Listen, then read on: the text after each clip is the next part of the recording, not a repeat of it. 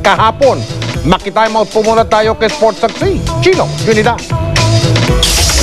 Sa nakakapanindig balahibong panalo ni Pinoy Flash Nonito Donaire Jr. laban sa Mexicanong si Fernando Montiel upang maging ang bagong WBC at WBO Bantamweight Champion, muling napatunayan ang tikas at galing ng mga Pinoy sa larangan ng boxing. 2 round lang ang kanyang kinailangan para selyuhan ang kanyang tagumpay. I was so surprised he got up because I put everything in that punch. I knew where he was going to be. You know, that was the hardest punch I ever thrown in my life. Bagamat napakalaking tagumpay itong maituturing sa boxing career ni Donaire, hindi naman nawala ang kanyang puso para sa kanyang nakalabang Mexicano. And he's a good friend of mine. You know, he's a nice guy. And, you know, I hope that he's doing okay. I just have so much respect for Fernando Montiel. And I hope that he gets up, he gets, you know, come out of there and then just, you know, be healthy and good. Bukod sa world title, ang mapasama sa listahan bilang isa sa best pound-for-pound boxer ang tunay na panukatan ng galing ng isang boksingero.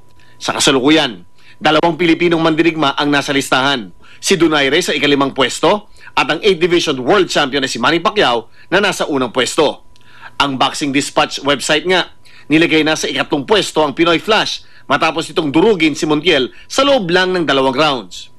Mainit ang paghahambing ngayon kina Donaire at Pacquiao na kapwa galing General Santos at kapwa nagmamayari ng pinakamalupit na kaliwang kamay sa boxing sa ngayon.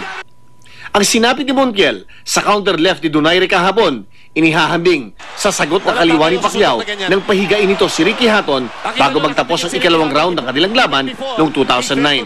Sa klase ng galing at lakas na ipinamalas ni Donaire, walang duda sa kakayanan nitong abutin ang nagawa na ng kanyang iniidolong pambansang kamao na si Pacquiao. I don't mind being called number 2 because Manny is the one that made the Filipinos you know, that created the Filipinos in boxing.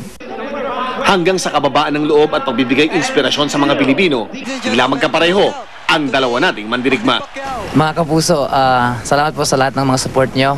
Alam ko na nandun kayo sa support, binibigyan nyo ako ng support and prayers, and kaya nga nanalo ako sa lahat ng mga laban ko. Chino Trinidad Acututo, 24 oras. Nagpapasalamat po.